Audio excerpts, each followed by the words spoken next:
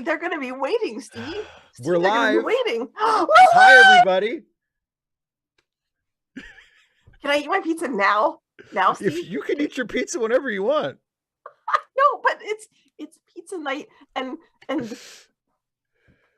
Oh, John Burns! I forgot to. Yes, John Burns sent me a link to the North and South soundtrack, and I was meant to share with you, and I forgot. So sorry, John. I will pass that along after the show. Thank you. I don't know if I have the soundtrack or not.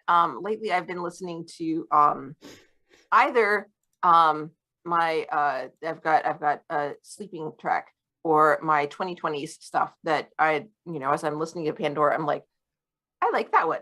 And then I get that song and I'm like, I like that one. Nope, not so much that one. I mean, it's okay. It's okay. It's okay. Nope, like that one. Get it. And then I listen to that. It's nice because I'm old and I'm not good at like listening to new stuff. So Pandora is a good way of finding new music that aligns with what I already like. I've been trying to, I would like to expand my tastes, but that's very difficult. It doesn't really work well. Yeah. Like country music, not so much. Well, I mean, I could recommend to you a lot of older country music and some relatively recent kind of alt country stuff that I think is really good. But I mean, start with the latter. For older stuff. Chris, just make sure that you are aware we're talking about the British one, not the American Civil War version. Yes, not the Patrick Swayze version. Right. The BBC version from 2004. And speaking of that, we are watching North and South, the BBC North and South from 2004, episode 2. And Steve, you can't do that. You have to go episode 2. There you go. Sorry, British people. I didn't mean to give you the finger. Episode 2. Palm out. No offense meant. Peace. Or also perhaps V for victory. We're watching episode 2 of North and South, and if you do not have a copy of it or you do not subscribe to a streaming service that has it, Dana and I are going to be watching a version that is on Daily Motion, and I put the link to the version we are watching in the chat. So if you need a version of North and South episode 2 to watch along with us, it is in the chat. So please make use of that if necessary. That is the one that Dana and I will be watching. Snake Bit Cat. That's lovely, but I promise I'm going to forget it. If you will, please leave that as a comment on just like one of my videos, and it'll pop the heck up in my moderation thing. I'll be like, oh yes, I'll remember that. And I'll be able to look at it.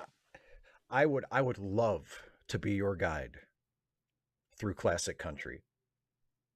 You haven't even, I mean, like, I know you're a big fan of Dolly Parton as a person. Mm-hmm. Have you listened to much of Dolly's actual music? Like, oh, I certainly wouldn't say much. I mean, obviously I know Jolene, and I was in 9 to 5, so I know that. Right. And I think she wrote all the music for that, actually. For 9 to 5? Musical. Mm-hmm. I think she wrote all the music for the musical. Yeah.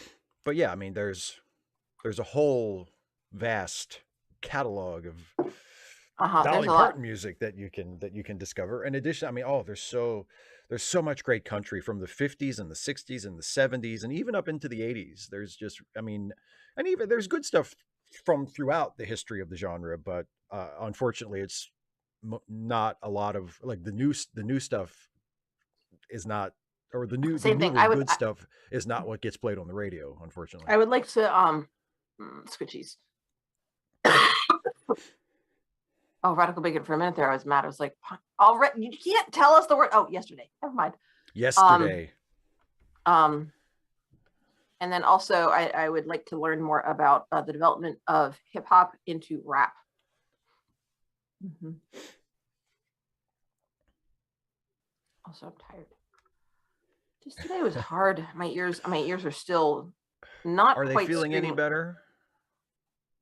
Better than they were at the worst, but that's good. Around lunchtime, it was pretty chill.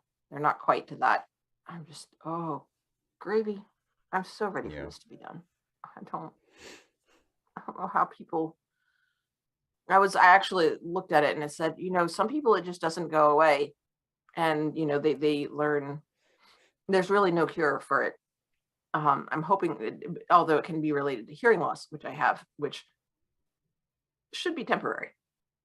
Because so hopefully, the right, because eardrop the ear thing. infection. Yeah. John, no, that was not rap. Well, the Run DMC parts were, but the Aerosmith parts was just Steven Tyler singing the hook. Yeah, Aerosmith didn't really rap on it. No, I meant the Run DMC parts are I would say hip hop. I would be curious to know. Yeah, exactly. What is the difference? Because I see those terms used interchangeably. It will also, like, modern rap, like what gets played now, doesn't sound the same as like what was talked about as hip hop and rap when we were young, like, of course, late 80s, early 90s. And not just to change, it's definitely like, evolved. Yeah. Well, but like pop punk now is very similar to pop punk in the 90s. Like there's a very similar tone to it and style. Yeah. So, oh gosh. Yeah, Philip Kehoe, you don't like I love my expensive impractical truck in Trump country, Steve? I do not. I do not. Hello, eyes only.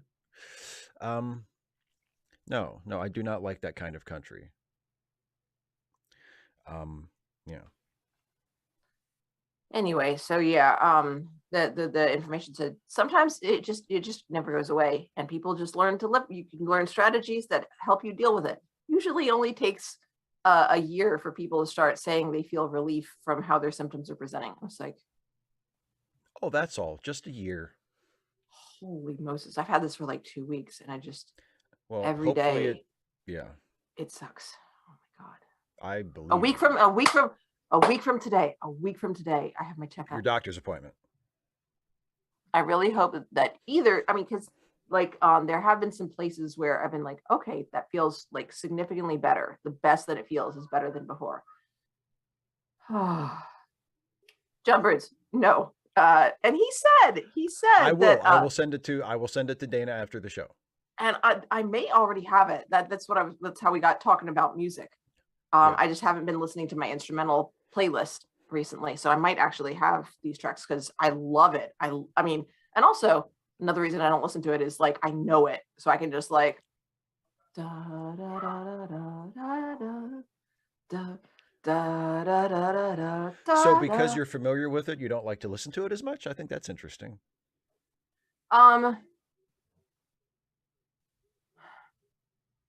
Honestly, it should be in my calming instrumental playlist because it really is. It's very relaxing. But that's music that I don't think I'm just like, I want to listen to calming music now. Like I've told you, I'm like, okay, I'm going to listen to calming music and go for a walk. But I'm not like, I want to listen to this particular track. You're not picking like, yeah. Yeah. And then it comes, either it's on there. I don't know. I really don't know. But like, if I'm just like, ooh, I want to listen to that, I can just be like, da, da, da, da, da, da, da. It's just there. It's like, it's so iconic. It's so good. So seriously though, Steve, I've been complaining all day about how much this sucks, and it's a lot. How has your day been? I understand you've gotten some writing done. I have gotten some writing done. I wrote yesterday. I finished a script for a video about the new Quantum Leap series, which I'm shooting to have up for a week from today.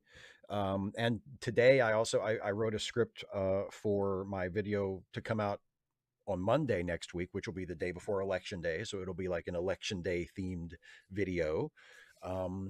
And I also wrote a short, literally like a YouTube short, like a 1 minute long thing for Stuffy.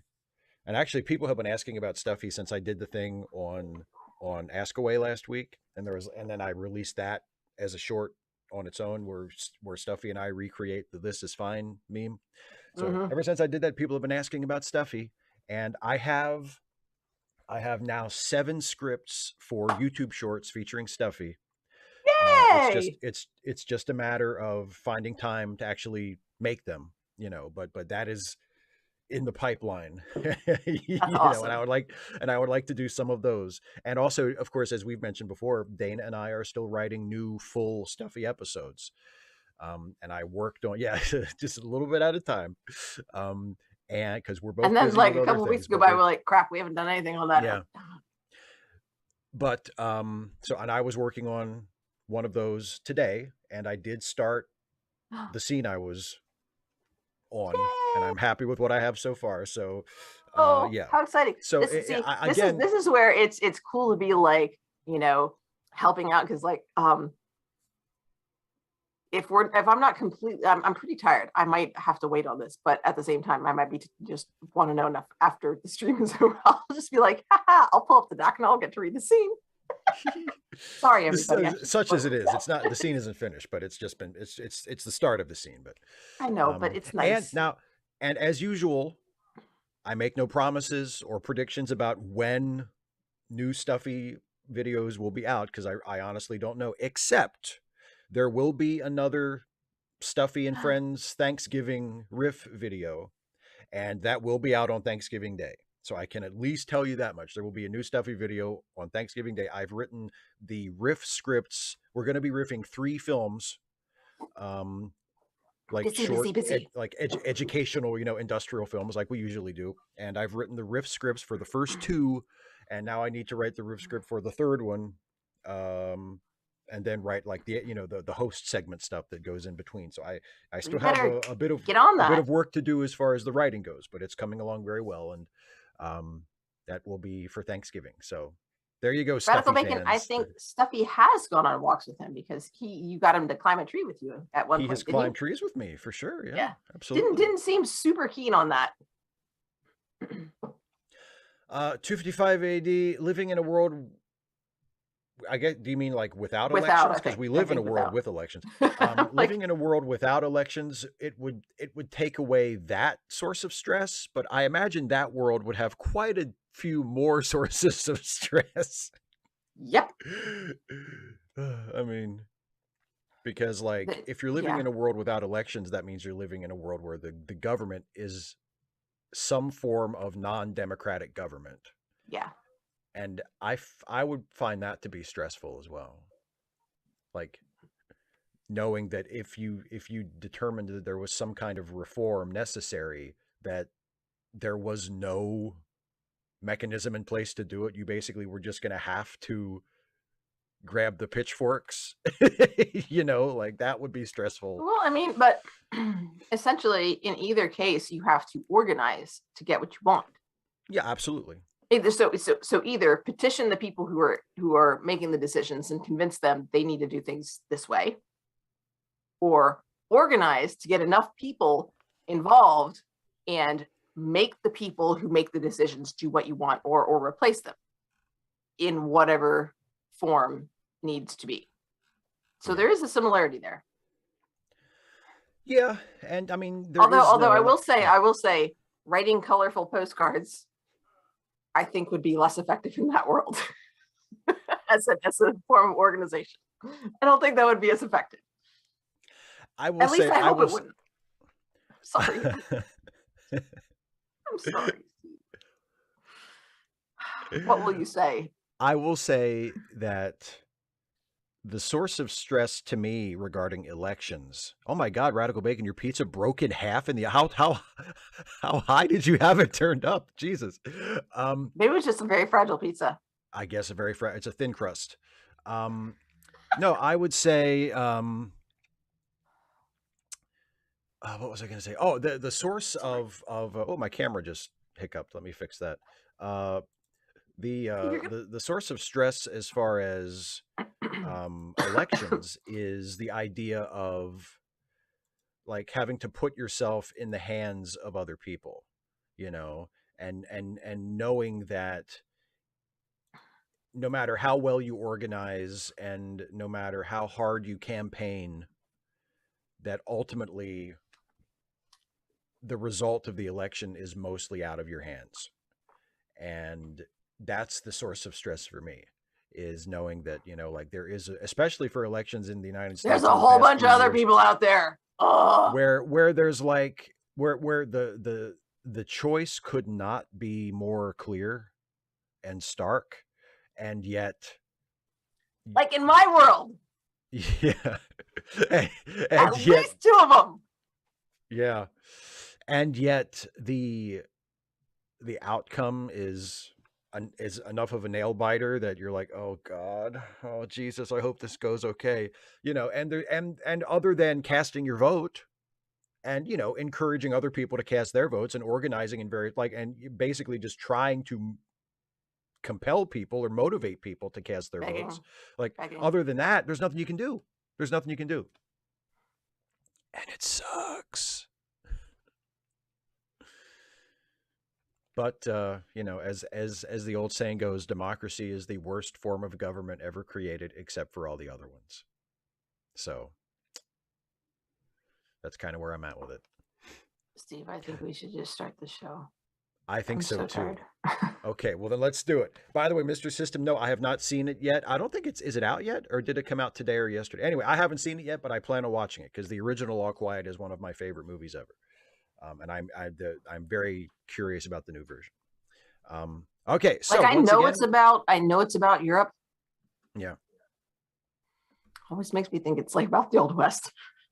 No. I always I'm like, it's like I get that vibe, and I'm like, no, it's All Quiet on the Western Front of the war. The Western Front of World War I. Yeah. No, but yeah.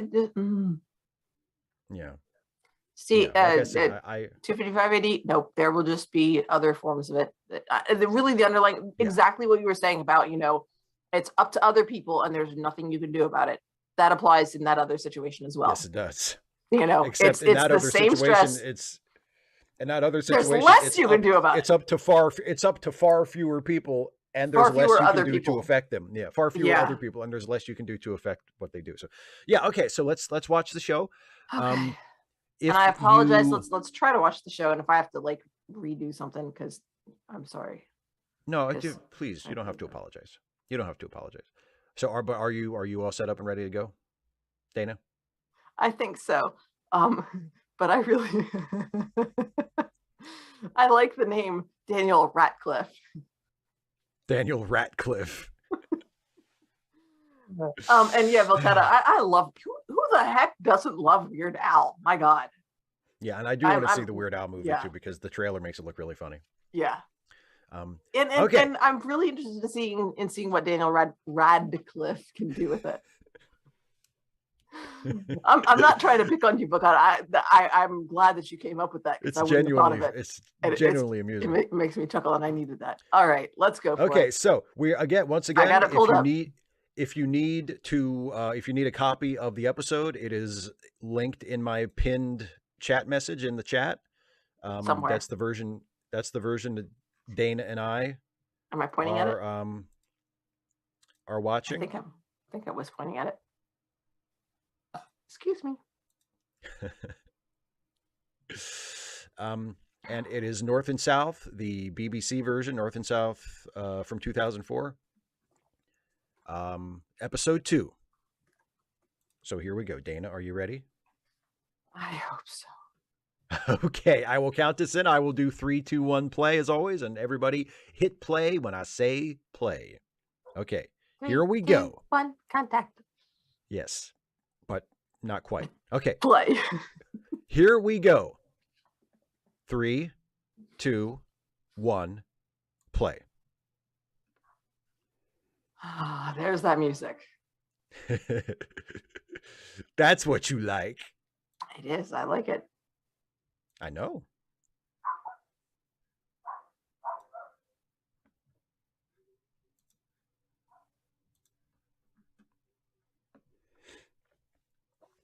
There we go. There's the child labor. The good old days.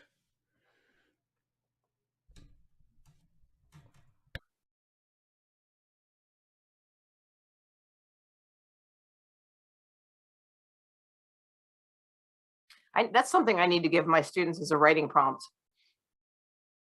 What's that? Well, I think the current age that students are allowed to drop out on their own is 16, or maybe that's with parental permission. But I think it's 15 with parental permission, 16 if they're just like, I'm done.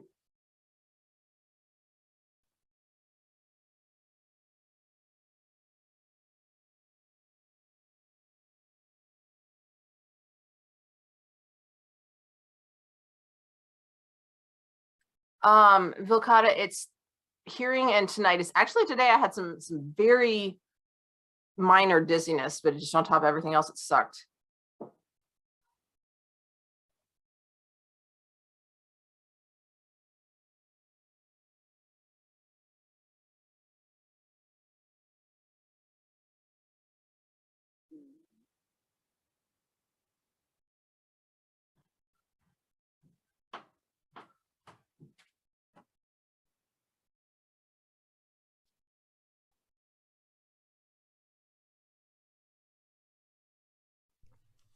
So yeah, Vilcata, it was an ear infection that has resulted in hearing loss, and that's probably what's caused the tinnitus. I love them so much.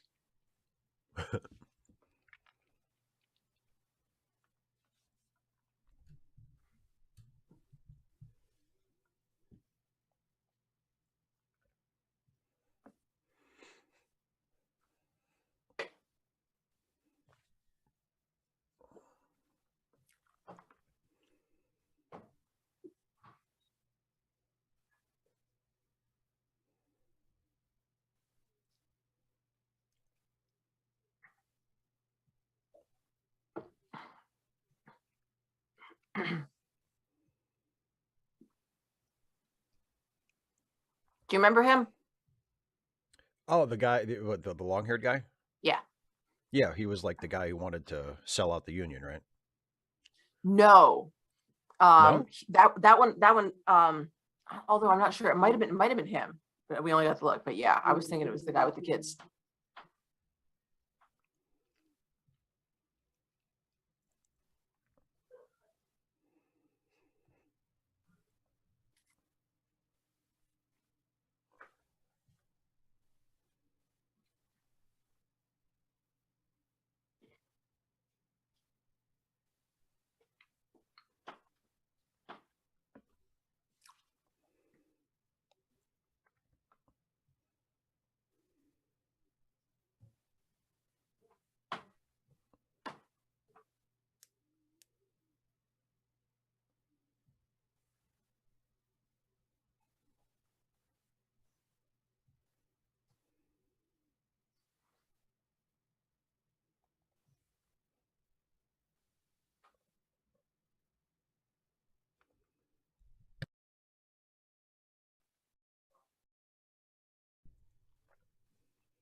Thanks, Snakebit Cat. I'm very curious to see them.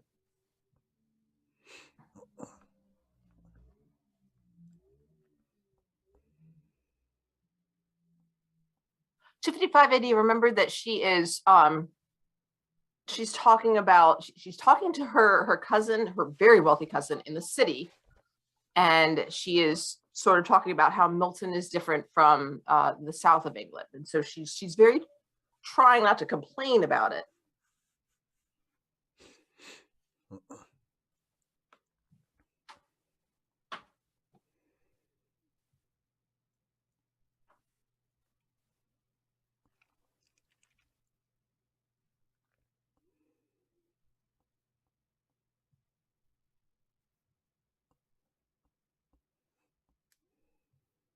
Oh, Oh, hi. he's right behind me, isn't he?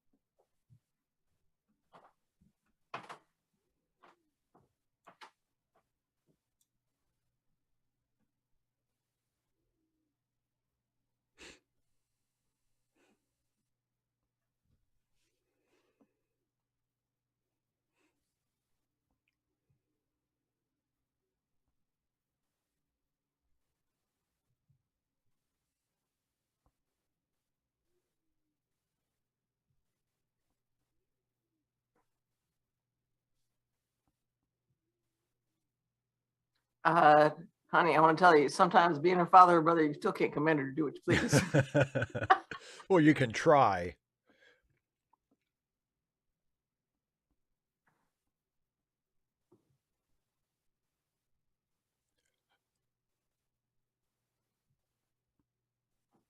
I must go see to mother.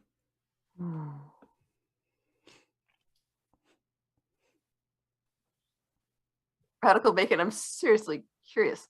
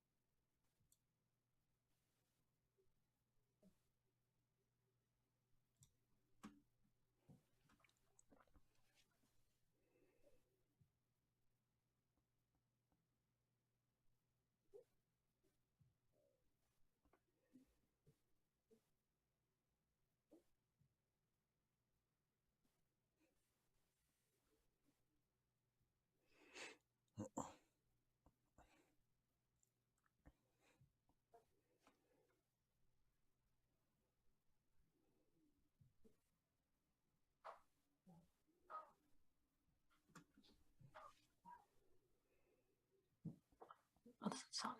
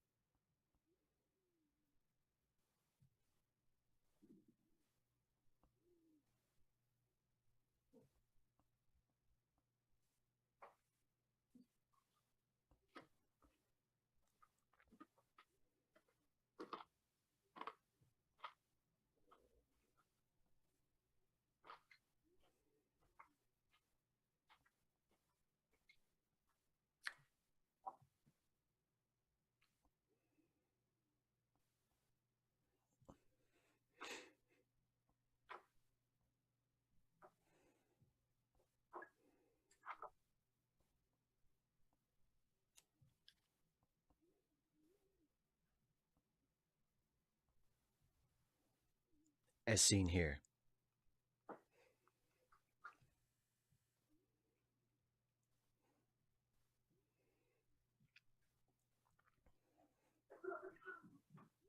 Oh, I was gonna read the rest of that, dear. That's never mind. It's fine. Well, this was before he threw away all their money. He can buy another one. Anyway, that's why we don't talk about Frederick. He lives in Cadiz, so he's still around.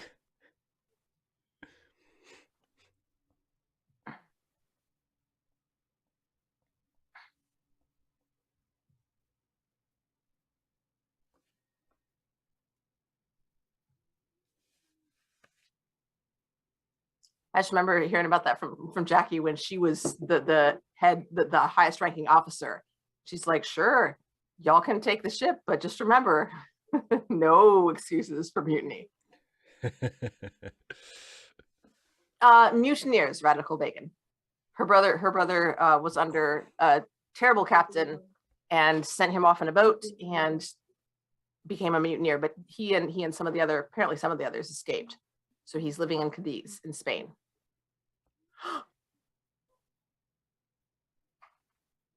That's not her. That's her. You think they're writing postcards to voters?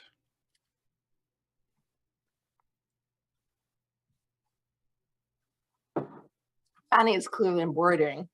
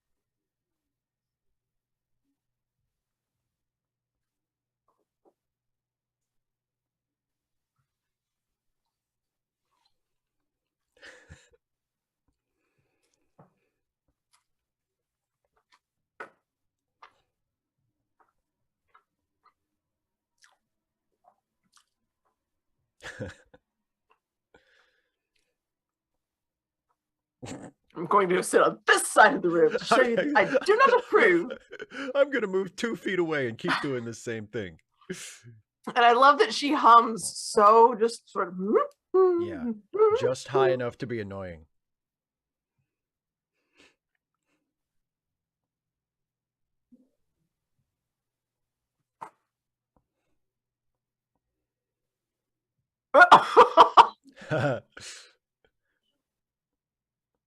Oh.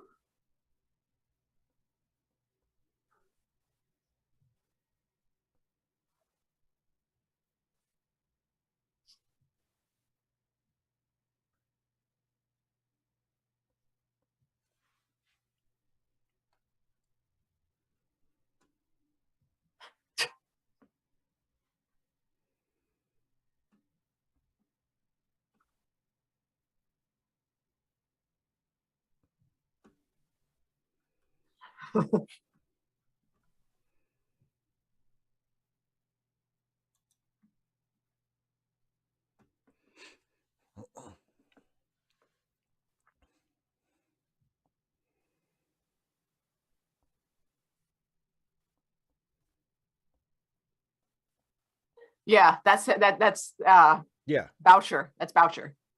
Okay, yeah.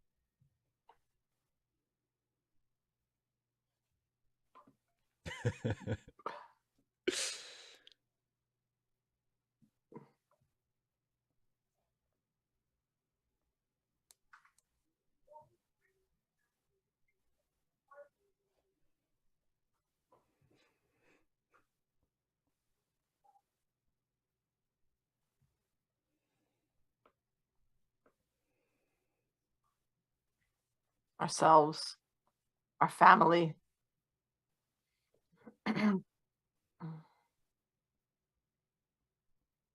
Well, they're going to strike all together. If they do it all together to show how many people are involved. Right. That's the show. That's the idea, yeah. And that way they lose as little pay as possible. And then if over the weekend, the owners of the mills can get together and as a group offer them some concessions together, then they don't lose as much pay when they go back. It seems like a reasonable first step. Yeah. Yeah. Yeah.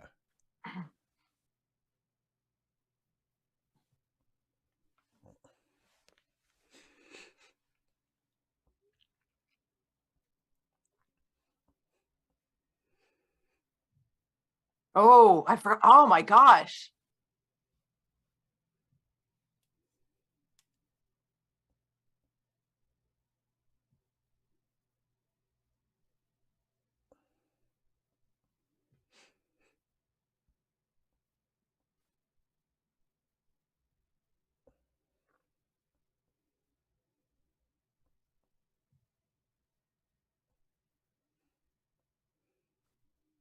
Yeah.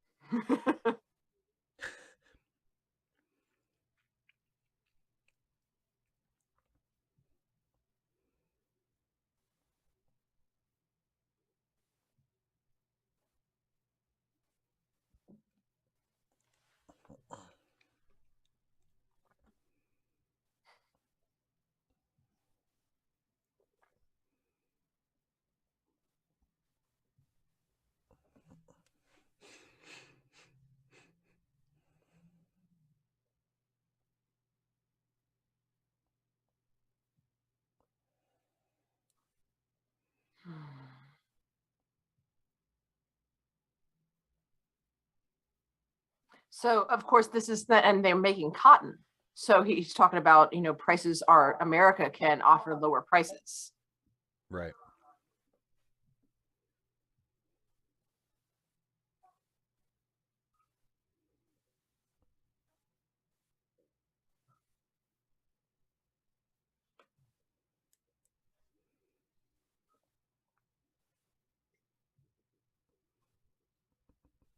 I wasn't being humorous. I was being a creep.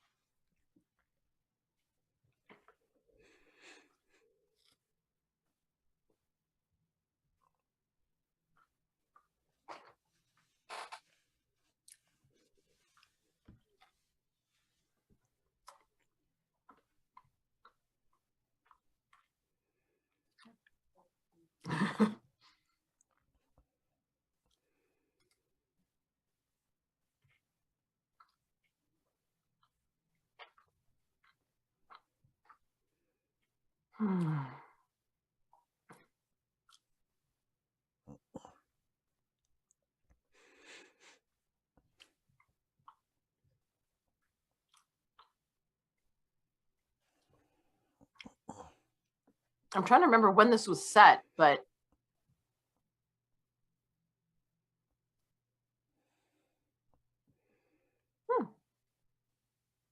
Well, I mean, it seems like it would be mid-century, doesn't it?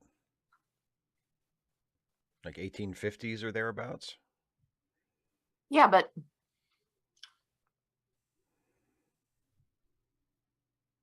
I think later, given the costumes. Okay. I am surprised that prices are low in America with the war. And then subsequently to the war, the lack of slavery makes actually that may be what it is. They can't get cheap cotton is cheap anymore. Yeah. Oh, Chris says it's 1900. Yeah. So, yeah. So the costs of cotton, because there's no slave labor, have probably been going up. Right.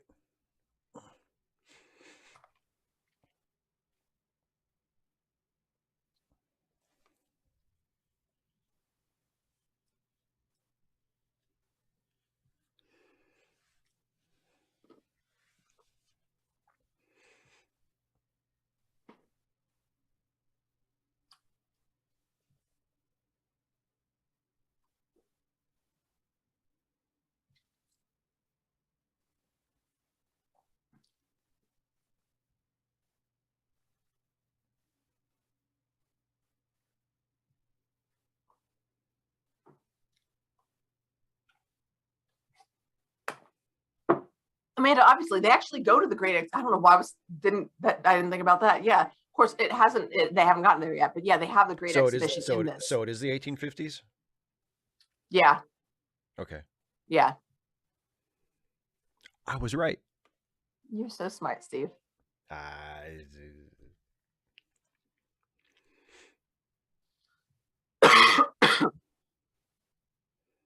His hair's not as red as I remember.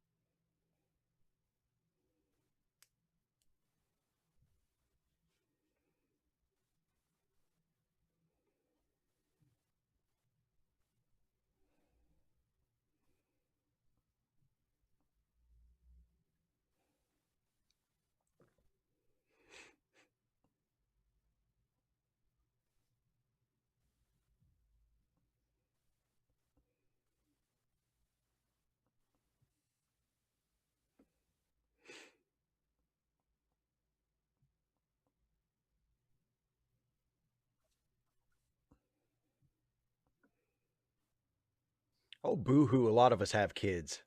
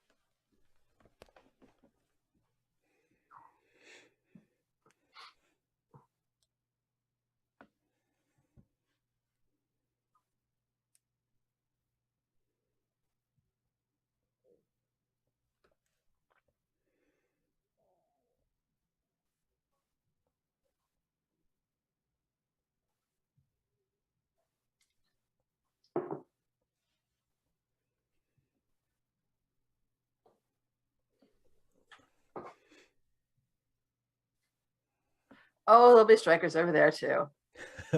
Yes. Let's go to America where there is no organized labor.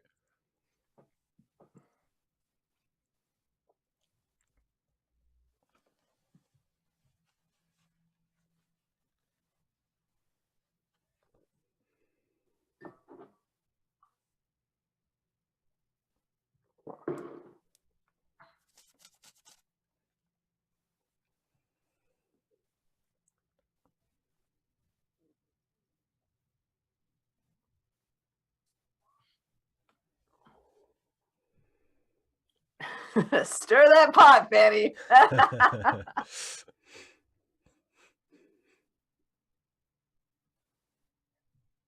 Oh boy.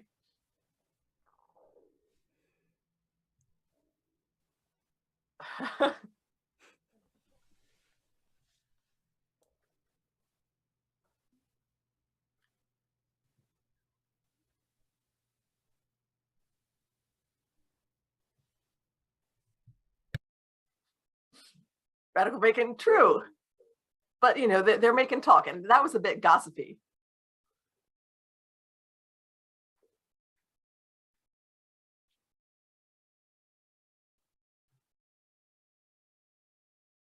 Mm. Stir the pot, stir the pot.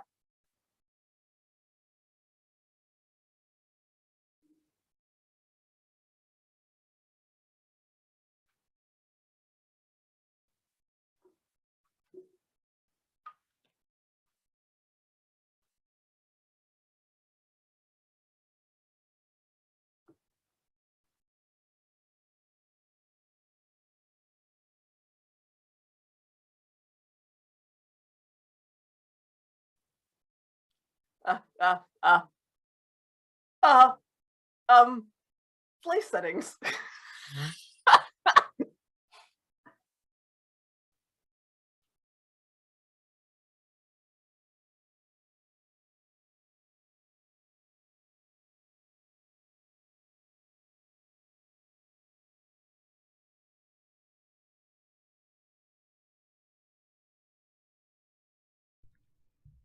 Mm.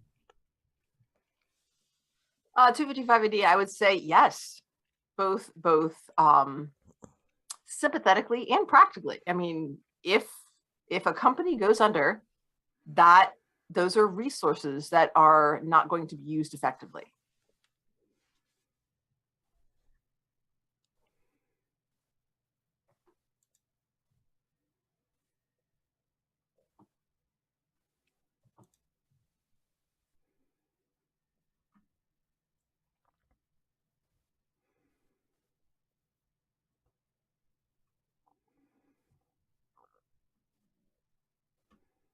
Usual visit. Whoopsie. I should not have said that. I forgot to mention that. Not have said that.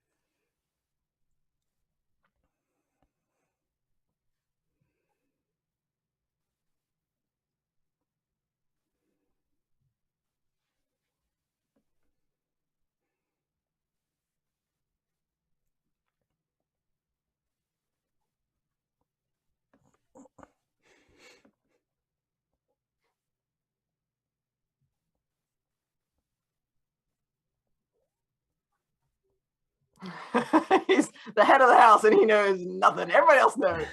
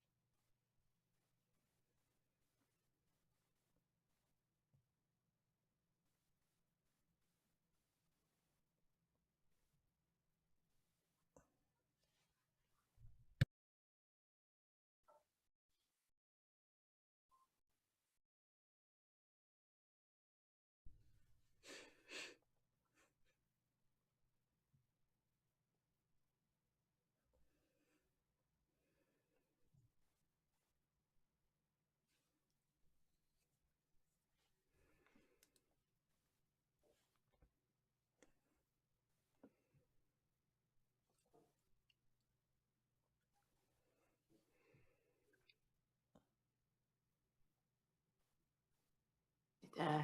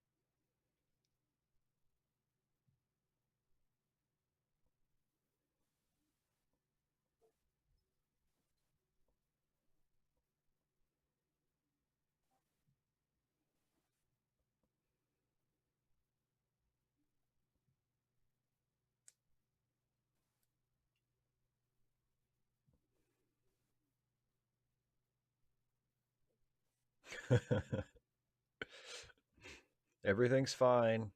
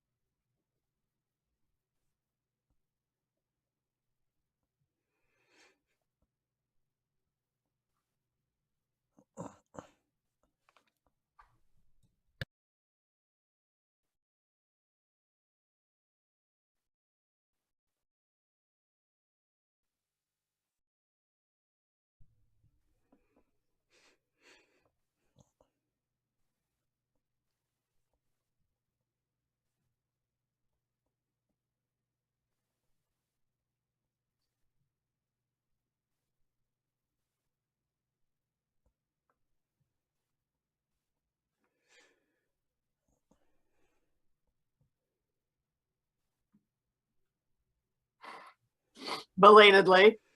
Yeah.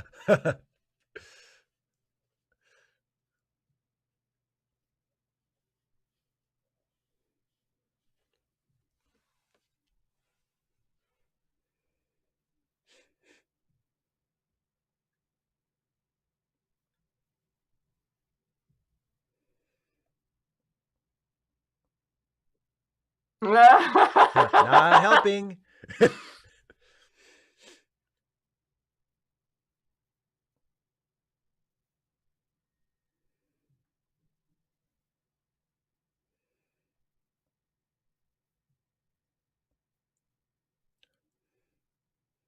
Okay, that was an accident. You all saw it.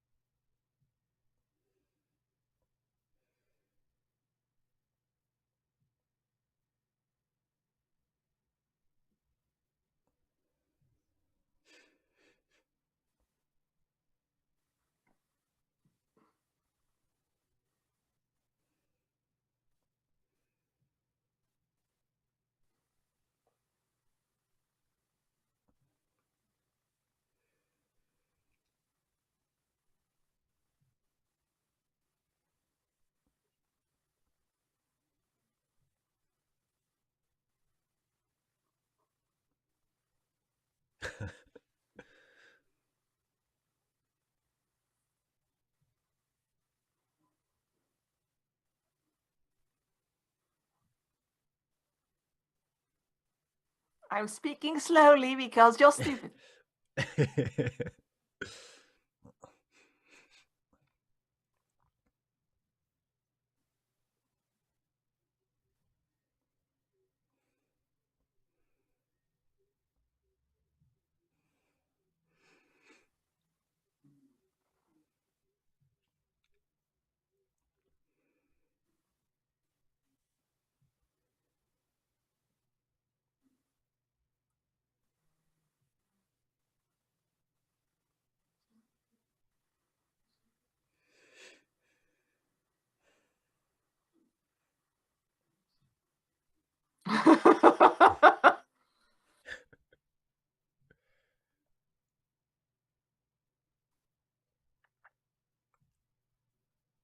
$55 yes. The no leech is required. That's 19th century medicine. Just look at it and then let them do whatever they want.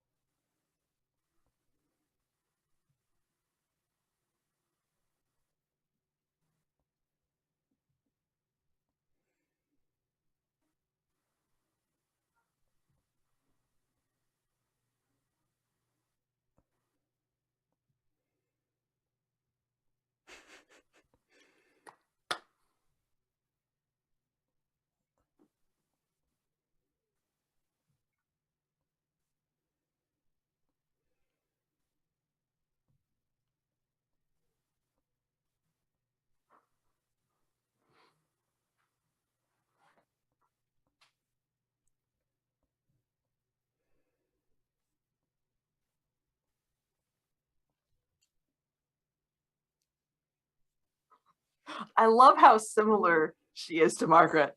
They're how headstrong she is. I hate that. Like, she shouldn't have gone home. The streets are dangerous. You shouldn't have had to go for her. The streets are dangerous. I love Fanny's the one laying down fainting in the servant's pet. What about me? I love Fanny so much.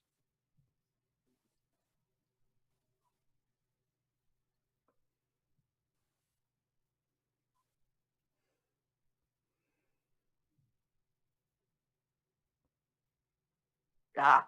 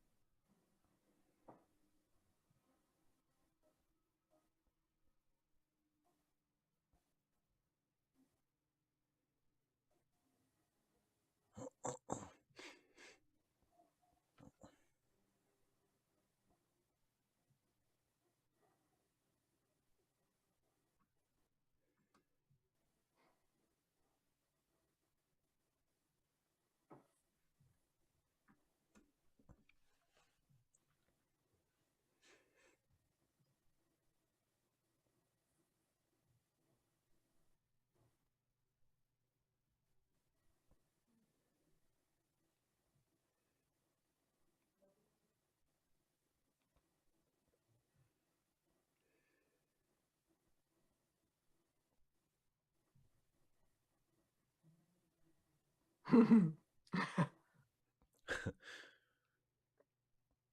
didn't hear him say it, but okay. It's already 4 episodes long. He implied it with a look.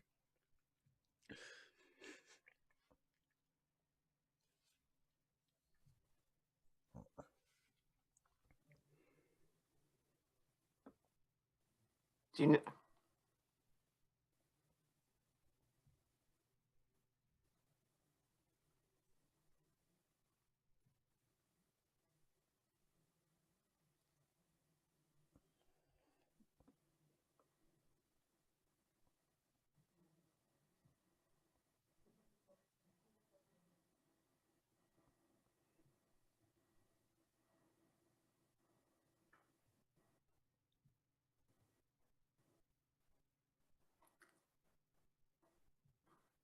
I love her so much.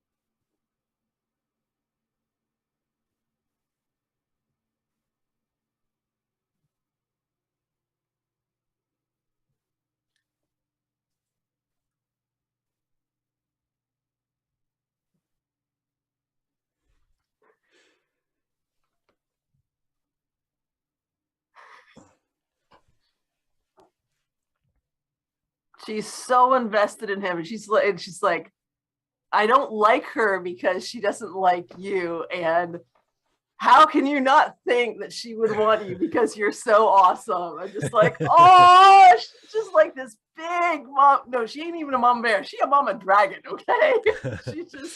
She's so great. She's so protective of her family. And I love it so much. And he's so confident in his work, but so uncertain of himself. And I'm just like, oh, Richard Armitage, you're incredibly hot.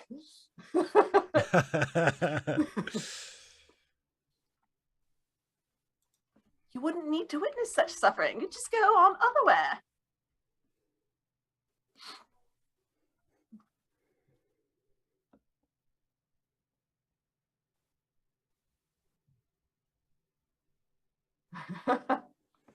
Well, 255D hopefully is because everybody is so engrossed in the movie. Well, yes. Movie, episode, whatever it is.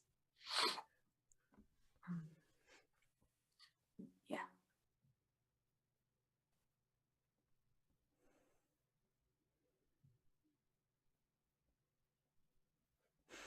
See, Amanda, yay! Oh, and it's, if you've seen it before, this is a great, I love this. Oh. I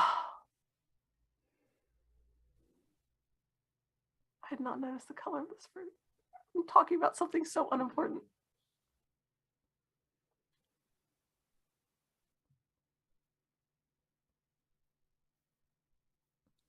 Obviously not.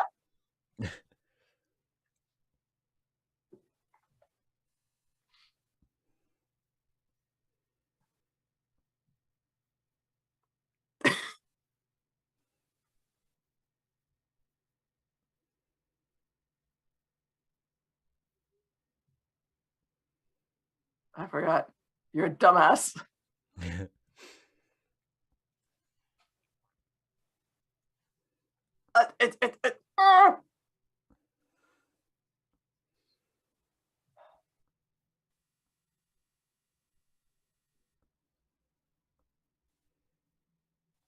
Whoops.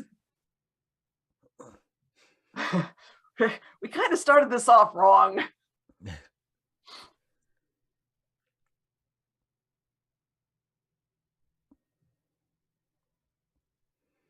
She has no idea. She's no clue.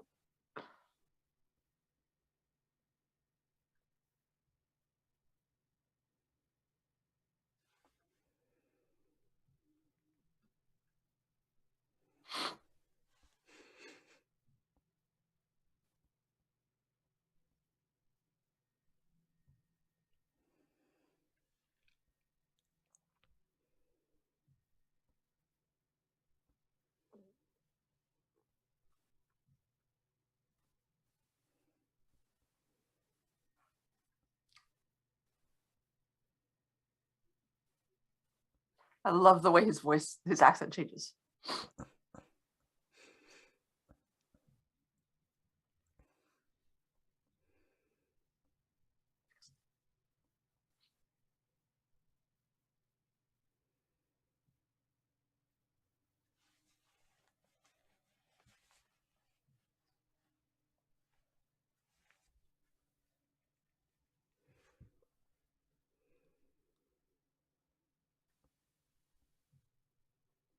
Because you came here to talk love and you didn't really want to. That's why you were trying to avoid the subject.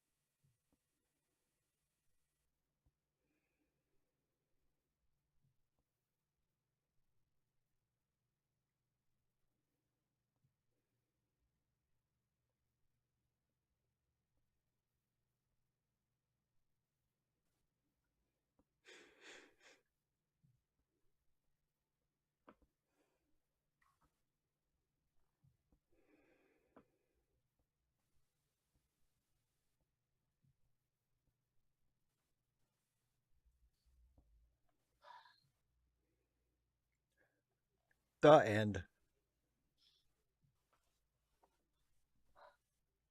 Just rip his heart out and then throw it on the floor. Nice and splatty. And then step on it. Oh. So I like that one a lot better than the first one. Had the strike in it, didn't it? Yeah, and there was just more going on, you know? Here like you it are. felt like yeah, I don't know why my camera's acting this way, but yeah, it just well there's some movement, you know. Mm-hmm. Yeah, it's I like it. It's not super fast. It's not super fast paced, but it simmers definitely in the first one. Not even so much. It builds to a simmer. You don't get there's not a lot of rolling boil. It still has the issue that I had with the first episode, which is it feels like the most interesting people are the people it's not actually about, which is the workers, the people going on strike. Like that is I'm just naturally much more invested in whatever that story would be than I am these rich people fucking around. Like although there were parts of it that I did like. I liked the device of using of the reason that Margaret finds herself in the Thornton house when the workers break in mm-hmm. is that she's going to borrow a waterbed for her mother, which is both, you know, it's a reason, it's a reason that has been set up ahead of time Mm-hmm. to get her there. But it also shows that even though she's lived here for a while and she's made efforts to, you know, sort of educate herself and try to understand how life is here, she's still kind of self-centered and doesn't quite get it. Like she knows that the town is about to explode, right? She knows that I really don't think there's all this labor strife and tension, and she's like, I know what I'll do. I'll go over to the home of one of the industrialists who they're striking against and ask to borrow a waterbed. It just feels really out of touch from her. But I think that's part of who she is. Like I disagree that it feels out of touch. I don't think she was aware of the violence fomenting there. Like she didn't know anything about the Irish coming in. I don't know that. And that was what provoked the violence. And the strike had been going on for over a month at that point, because earlier, you know, Boucher says to the Bessie's dad, can't think of his name. Anyway, he says, you know, you promised it'd be done by 2 weeks, and it's been twice that. And they talk about, you know, the strike having been going on for weeks and weeks. Yeah. So I think it's probably at least 5 weeks by that point. And the Irish had been brought in. And so, but I mean, you know, we saw her going through the streets previously, and it was pretty quiet. She talks about how silent it is. So I really don't think, like, I think it had been sort of underneath, and she didn't realize that things had gotten bad. Like I don't know that she knew that the Irish were even there. And I don't know that I don't think she did, but I don't think she did until she they've been got there, but they've been going around, you know, doing stuff for 5 weeks. Why this day in particular would she not go? She's going because her mother is getting worse. So yeah, and I know it reads as very like, you know, the timing of it is very coincidental. You see like working people outside battering down the door, and you know, very suddenly, like starting a riot, and she's like, I'm here to borrow a waterbed. It just feels like, you know, the build up to the riot felt very sudden. Just all of a sudden they're there. Like we did see, I think it was Boucher who saw the Irish coming in, who saw the Irish arriving, the last lot. Yeah. And we know he was unhappy with the strike in the first place. So so and 255 AD, it's I don't think so. I think kind of like Steve said, you know, it focuses on a lot of people already. And that stretches it about as far as I think it can go. I mean, yeah, I don't necessarily like my Yeah, I agree with you. There are enough characters that we're supposed to know and already. Like I don't think adding more characters would help. But even if Mm-mm. the characters they added I were think it would be among the difficult to workers, add more characters and still have it, and not just not have it help it, but have it not have it hurt it. yeah, I'm It would, just saying when I watch it, I find myself thinking, I wish this were about these people instead of those people. It's not so much that I wish we spent more time with the workers and still also spent time with the Thorntons and with Margaret. It's like, no, I really am not invested in anything to do with Margaret and Mr. Thornton. I don't care if they get together or not. It doesn't matter to me. The closest thing I have to an emotional investment is the workers and what happens with them. Because why do I give a shit about what happens to a bunch of rich people when the show has shown me working class people, and especially people like Bessie who are literally dying from the work that they've done, and no, she's that's not. they're I thought she had inhaled like fiber or something from the cotton. Yeah, that's what she thinks. That no, she's got tuberculosis. Oh well, whatever. Well, No, still, I'm saying they think that's what it is. They're not right. And likewise, they talk about Margaret's mother having low spirits. Have they established that yet? That she actually has tuberculosis? Or is that just No, but the symptoms are the symptoms. No, they're like literally they don't say she has tuberculosis, but that's literally what the symptoms are. Like you don't develop. Now she could have caught it at the mill among the other kids there or among the other people there being in close quarters. But like that's not the way that breathing in fluff works. If anything, I mean, if it would get stuck in your esophagus, like I don't think that. Okay, well, I mean, I don't know anything about that, so I accept when she says this is what's wrong with me. I figure, okay, that's what's wrong with her. But and also I will say this: the smoldering looks of Richard Armitage are doing a lot of heavy lifting in this show. And it's lucky for us so well. And it's lucky for us that he does smolder so well. Yes, because literally like to the extent that I buy the romance between him and Margaret at all, it's completely because of that. Like, when he shakes her hand and he gives her that look, I'm like, oh, okay, he likes her.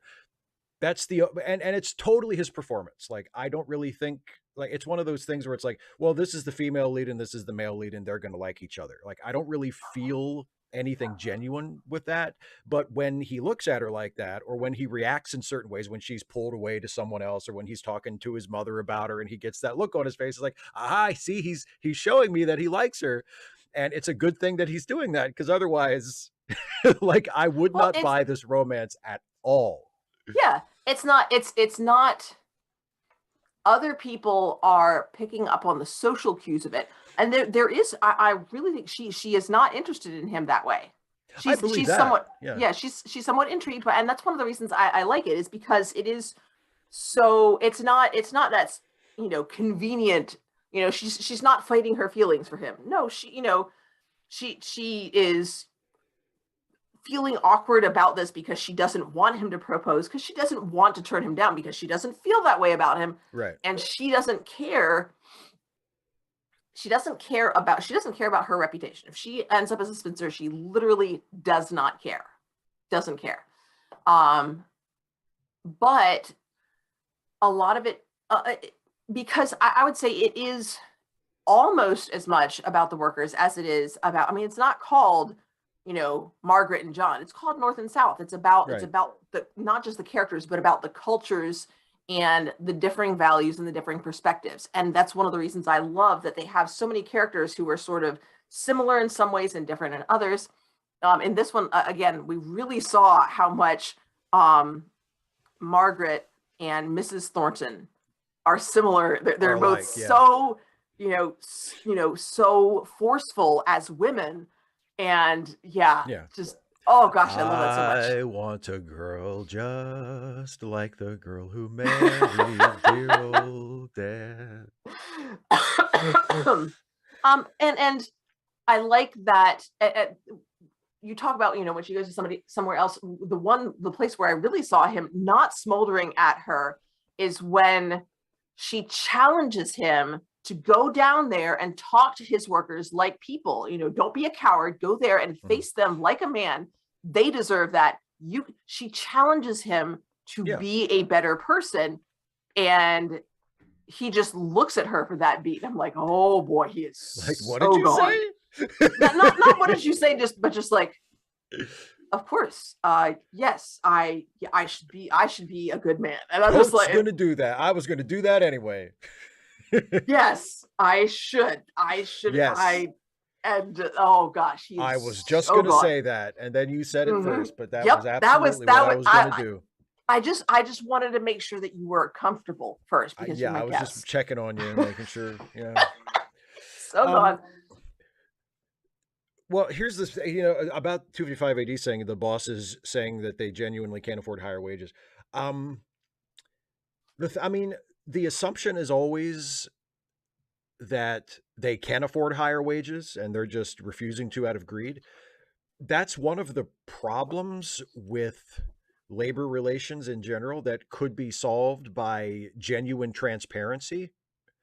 Because like, if the union could see and know, like, with confidence how the company was doing financially, and they could see on their own that maybe their demands would be too demanding on the company, they can come to other arrangements. They would probably reach a compromise. They say, okay, look, maybe you can't afford to give us everything we want, but we've seen the books, we know how much the company makes. Can you give us this much? And they would be willing, I would say, in most cases, to move if there was a reason, if they saw like, oh, actually, they can't afford to give us everything.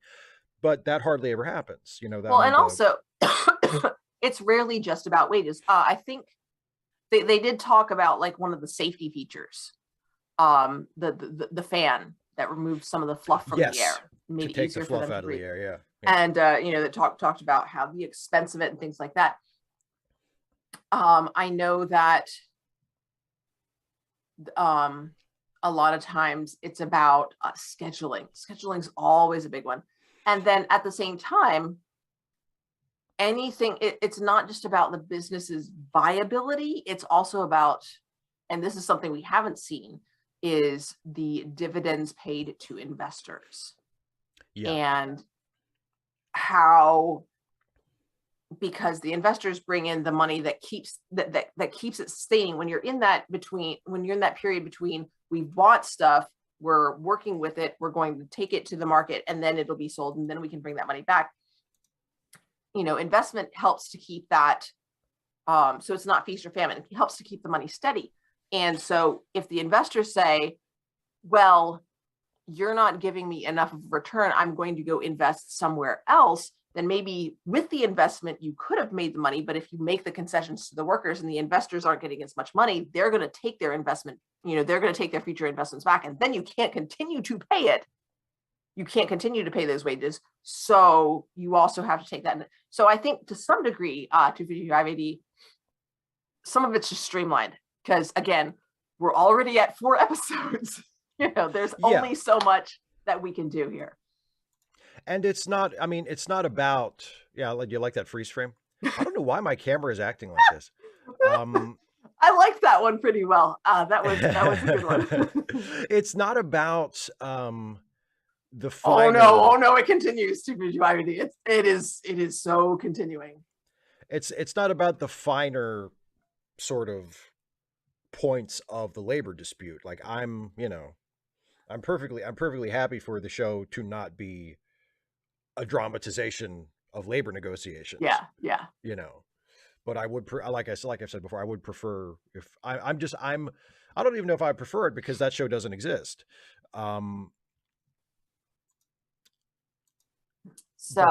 Just when I watch the show, I find myself wishing that it was more about,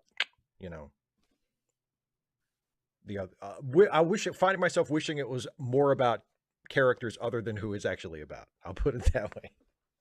Okay.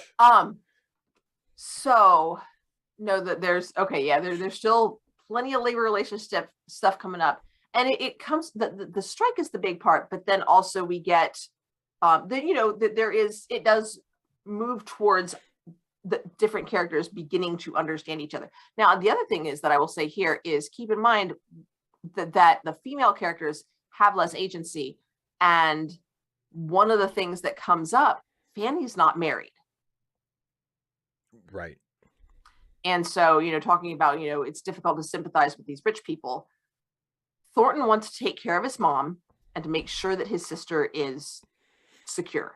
That's it. And so in order to make sure that his sister is comfortable and safe, he kind of has to keep buying stuff and making sure that she has piano lessons and that she has silk to embroider on and things like that, things that make her accomplished that will help her get a husband who can provide for her in the way that he wants her to be taken care of when he is no longer the one taking care of her.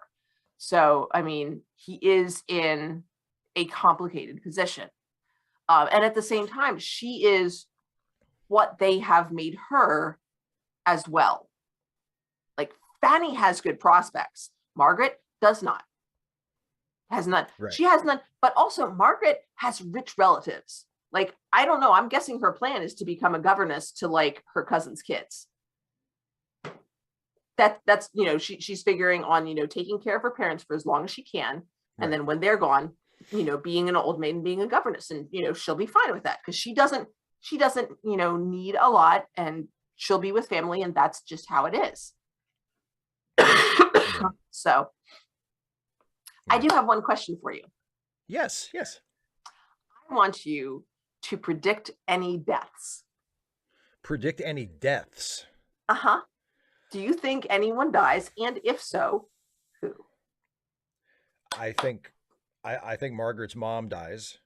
Okay. I think Bessie probably dies. Okay. Anybody else? Or is that your both of those? No, are the you only. Think, you think both of them? I think both of them. Okay. Probably. I would guess at least one of the working class people that have been established, other than Bessie, like maybe the guy, the redhead guy, Boucher. Boucher. He's probably dead at some point.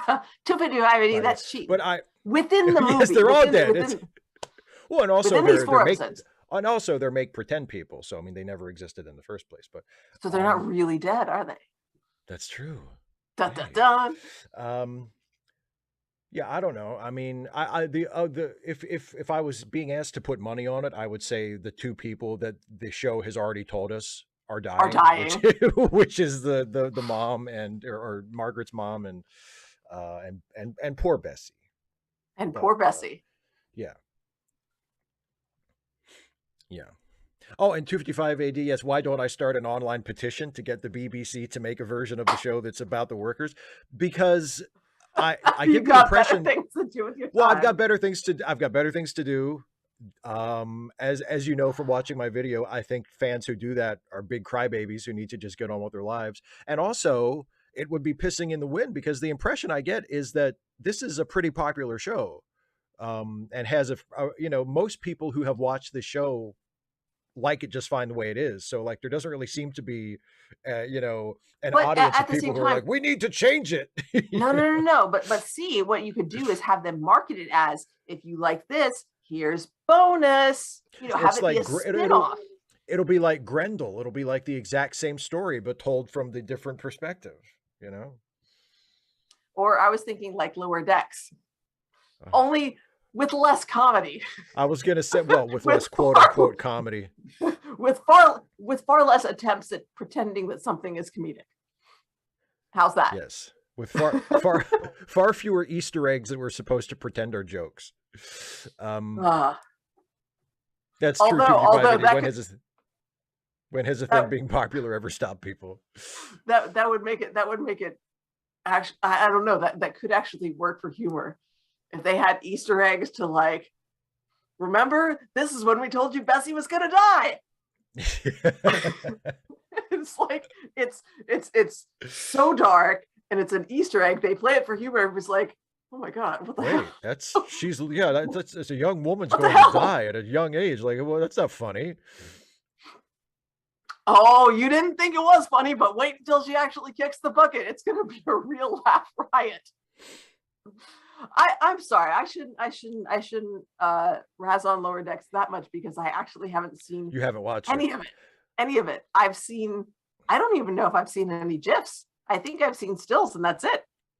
That's okay though. I'm good. You're not dying to see it.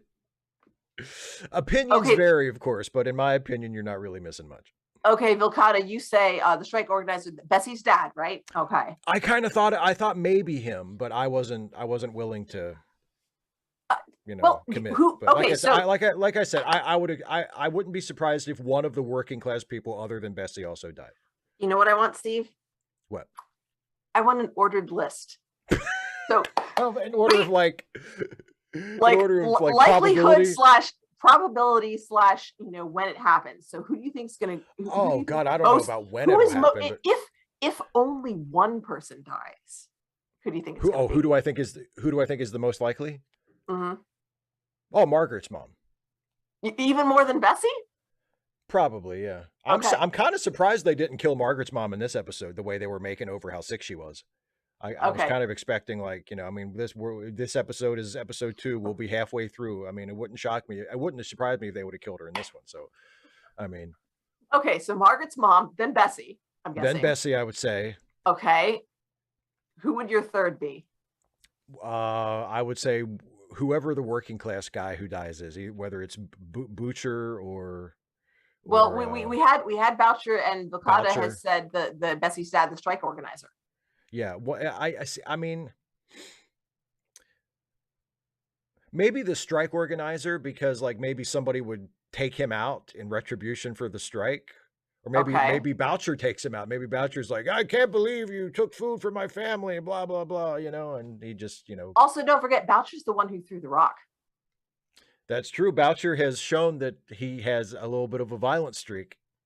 Maybe it's the and he was the one who saw the Irishman. The Irishman. He's the one, and presumably told everybody else that the Irish had been brought in.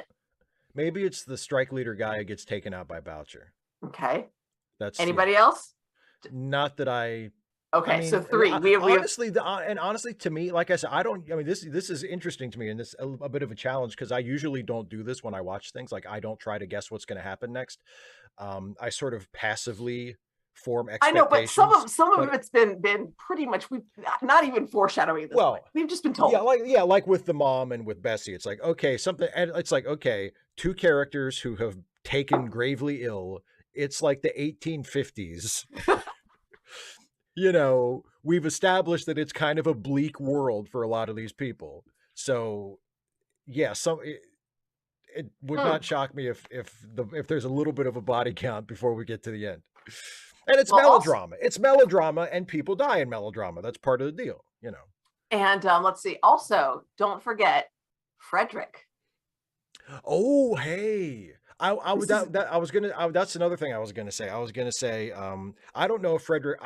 I'm not necessarily expecting Frederick to die, but I'm expecting to see him at some point. I assume that's why we got that overwrought series of flashbacks when it's well, he's not just that, because so we see him in the flashback, so we know what he looks like. So then when he turns up, in the next episode or the episode after that, it's like, oh hey, it's Frederick. Well, also we see him in the flashback. And then the mom, talks about, I'll never see him again. And honestly, the flashback. And then she mails the letter to him. And then she mails the letter. So yeah, so that's like, so he's coming at some point. I don't know if it's going to be. But also keep in mind, that she also said, Bessie said, but surely after all this time, if he pleaded his case, and Margaret said no, some of the other mutineers, explained why they did what they had to do. And they were hanged anyway. So if he shows up, because mutiny is mutiny. Mutiny is mutiny. Nothing. No. So no. Are you? So okay. It feels like you're kind of leading me to this one. So are you saying that Frederick comes back to see his dying mother one last time, and then he gets arrested and strung up in the courtyard? I'm saying that's a possibility. I'm saying you may have overlooked him because we haven't actually seen him in the series. We only saw him in flashback. Because he hasn't actually been a character. Because he hasn't been here. He's been in Spain. Vilcata is I think poking fun at me. This isn't Game of Thrones where rocks fall and everyone dies. Although not with the rocks, because they kill each other in Game of Thrones, is my understanding. I will say I am enjoying this more than I imagine I would enjoy Game of Thrones. Yeah, but Game of Thrones is fantasy, so we know you wouldn't like that. That's what I'm saying. So this is better than Lord of the Rings so far? Oh my God. Well, I'm glad it clears that very low bar. For like coming from me, that it clears the bar that has been laid not on the ground, but in a trench on the ground. Yeah, like coming from me, that could be seen as damning with faint praise. Like I wouldn't give you a nickel for the Lord of the Rings, and I have at least, been impressed by certain aspects of this, and like I say, I enjoyed this episode more than the first episode. Like, well, good. I hope it continues. I hope it continues to build. But me too. I think this one had most of the strike action, but right. There, in terms of the strike, I think it doesn't go as much with like all of the labor, but it also gets more into why things, kind of what we were talking about, why things don't work out. Just it's not an easy fix. Philip Kehoe, I'm gonna quibble with that a little bit. It's not, she didn't say no one loves her like I do. She said, I love her better than anyone in the world. And so it's a little bit ambiguous because it sounds like, does she mean it? I love her better than anybody else in the world loves her. But I think it's meant as I love her better than I love anybody else in the world. I think that's how it's meant. And I think also it may be a little bit. Or I love her better than anybody other than you. Maybe. That's kind of how I took it. Because I think that's kind of, she said, like, I don't pretend to love her as much as you do, but I love her more than anybody else does, or something like that. And it's I think it's meant to be deliberately ambiguous. Yeah, I didn't necessarily feel like analyzing it, but yeah. Vilcata, nice idea. Frederick's going to show up and kill Thornton in a duel over Margaret's honor, and then Margaret's going to try to get in between them to stop them, and she gets killed too. That would be super satisfying. If one of the lead characters got bumped off by some guy who's not even in it, who just shows up to be like, oh, by the way, I'm her brother and fuck you. Like, oh, that's dramatic. Sir not appearing in any other episode but this. Yes, he just shows up to murder the male lead and then is like, well, I've done my part. Goodbye. Let's listen to that music some more. Let's enjoy the soundtrack. Which also does quite a bit of heavy lifting. And again, and much like Richard Armitage is up to the task. I agree with you. The soundtrack is terrific. The soundtrack is terrific. Goodness. Dude, and we didn't even get to we didn't even get to like the best smolder scene yet. The one I think I showed hope there are more smolders to come. No, of course there are more, but the best one, I think I've shown it to you. Look back at me. Yeah, oh yes, you showed me that. You showed me just a clip of that, yeah. Oh, I feel like I'm going to have to get way more invested in this romance for me to have the reaction to that you have. Because right now, I do not see it at all. Like, you said, no. Him for her. His feelings for her, I think, are very clear. Well, I think part of what is keeping me from buying into it as much as I think the show wants me to is that it feels like the chemistry between them is completely one-sided. And I don't just mean in terms of the characters, I mean in terms of the actors. Like, I don't feel when Richard Armitage is playing his attraction to her, like, I get that. But I don't get that at all from her toward him. It feels like he's doing all of the heavy lifting in terms of their on-screen chemistry. I get it's I think she's got maybe a harder job because yes, I think maybe I'm fine with there not being any chemistry, like,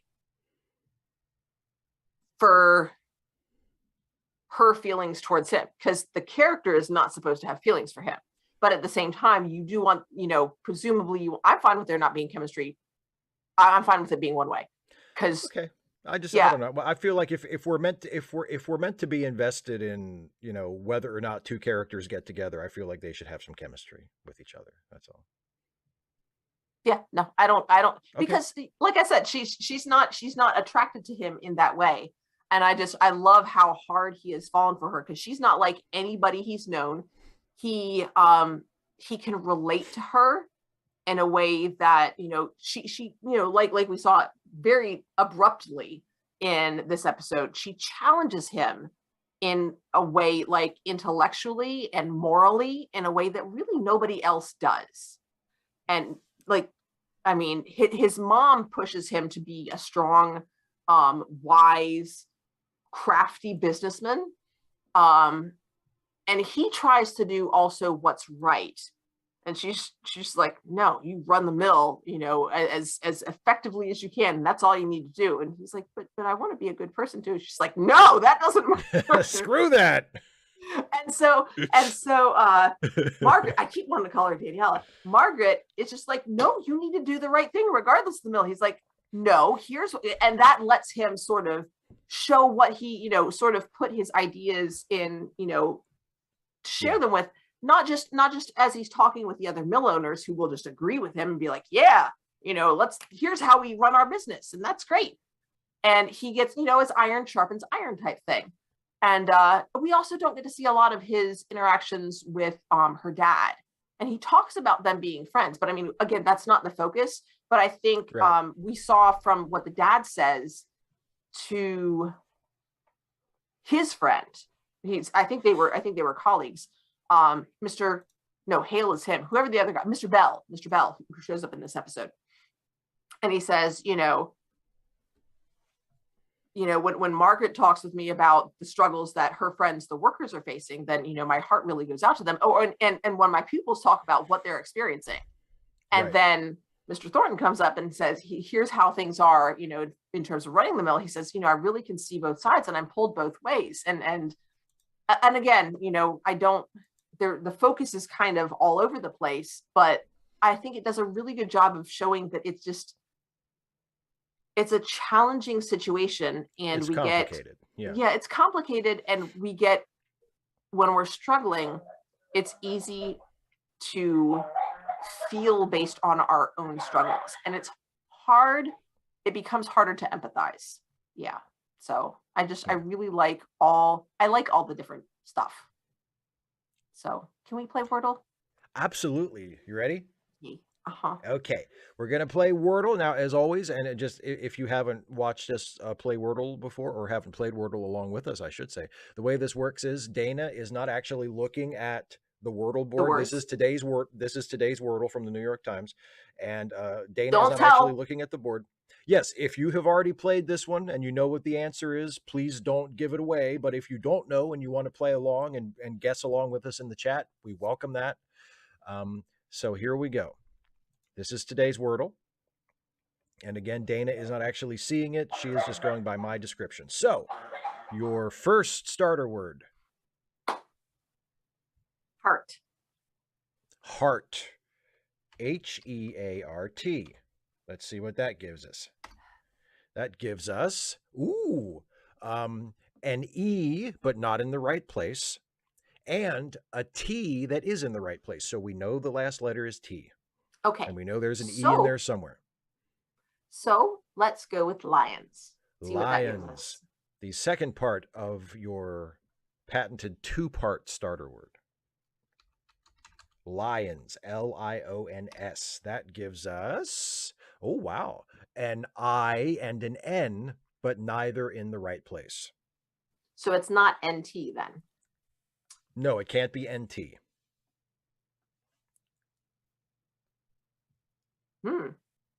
So that makes me think, since neither the E nor the I was in the right place, and they were both the second letter, that makes me think we have a consonant cluster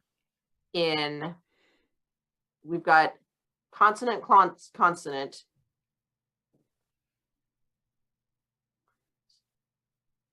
I'm guessing it's quiet.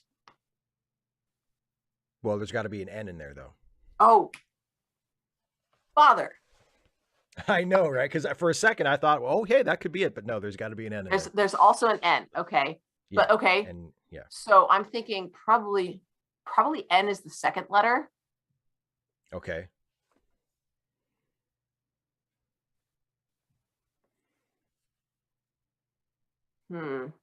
Maybe, because it's not the next to last letter. We know the T is the last letter. The T is the last letter. The N is Empire Jeff. It can't be Inbot because we need an E there as well.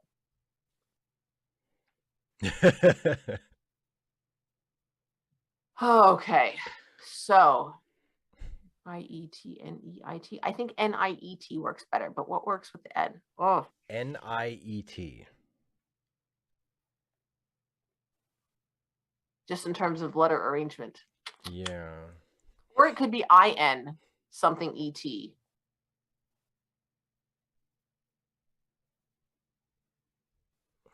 And it can't be inset because we use the S, and that's not in there. Could it be inept? That's right. It could be the third letter. INEPT? Yes, it could be the third letter. The E. I was thinking the E had to be the next last letter, but it doesn't. Inept. Right. It just can't be the second letter. Right.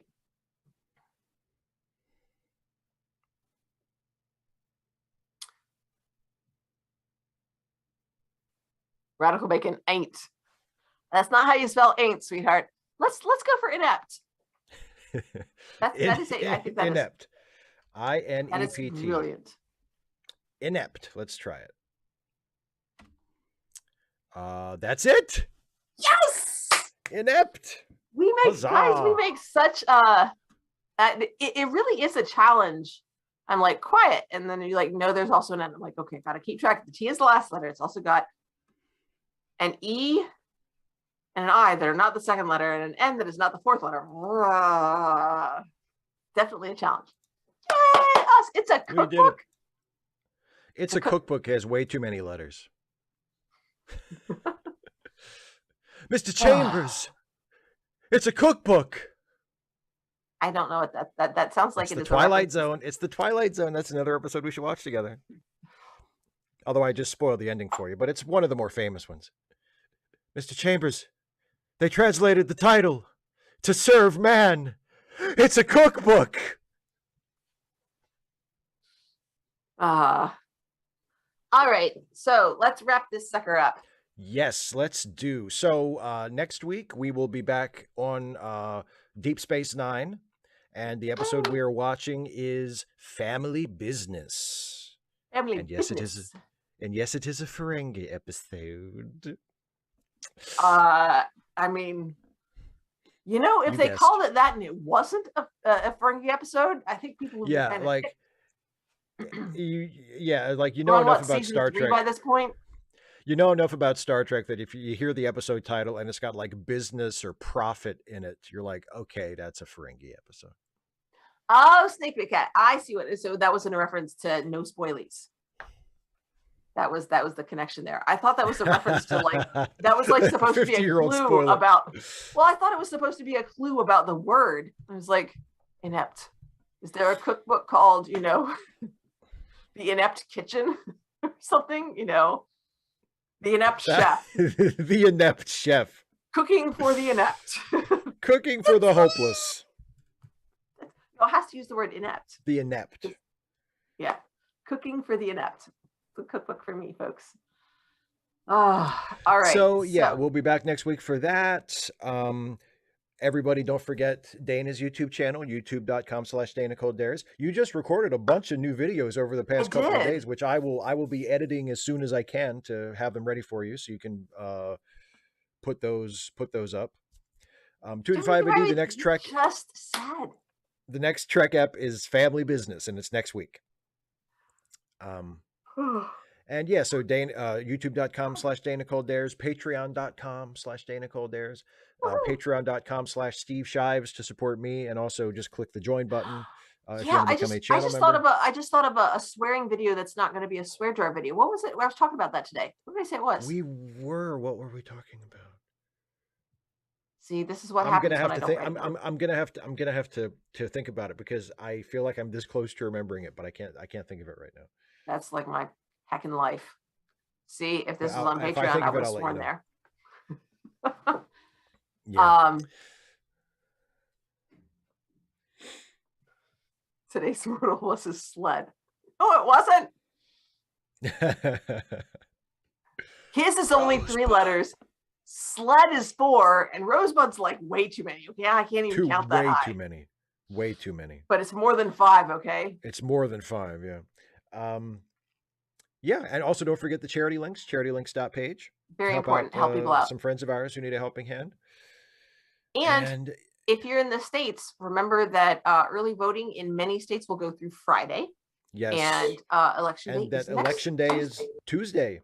Hooray. So please, please, for the love of God, vote. If you haven't already, please vote. Encourage and encourage others to vote. We're planning to vote on tomorrow. Wait, what's today? Yeah, tomorrow. Tomorrow's Thursday. Yeah. I'm gonna come home right from school. We're gonna go vote, and then we're gonna go eat donuts. So yes, I would say vote and celebrate the fact that you voted, that you participated in the public sphere. It is an obligation, but it's also an opportunity, and it's pretty cool that we get to do that. Yes, it is. The alternative would not be desirable. I mean, even in autocratic systems, there are still opportunities to participate in public life. And I guess that's what I'm getting at. It's not just about participating in democracy. It's about participating in your community. In your community, in your culture, in your country, being, yes. So yeah. Being an active participant in the world. Yeah. Yes.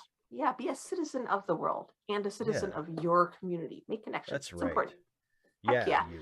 Yeah. And Steve. Yes. By next Wednesday. The next time we have this show, guys, I hope to be healed, or at least significantly further along the path of healing. Or at least have some idea of, absolutely. And thank you all so much. Yeah, thank you all so much. I do feel a lot like they're still ringing, but watching the show and interacting with the chat and talking with you took my mind off it. That was really nice. Well, I'm glad. Me too. Yes, I'm very glad. And now I'm going to go relax and then go to bed. Sounds like a plan. Don't forget. All right. Leave me comments. Yeah. Leave Dana comments. Leave me comments too, but I'm not quite as horny for it as Dana is. Thanks so much, everybody. I really enjoyed tonight. All right. We'll see you next time, everybody. Bye-bye.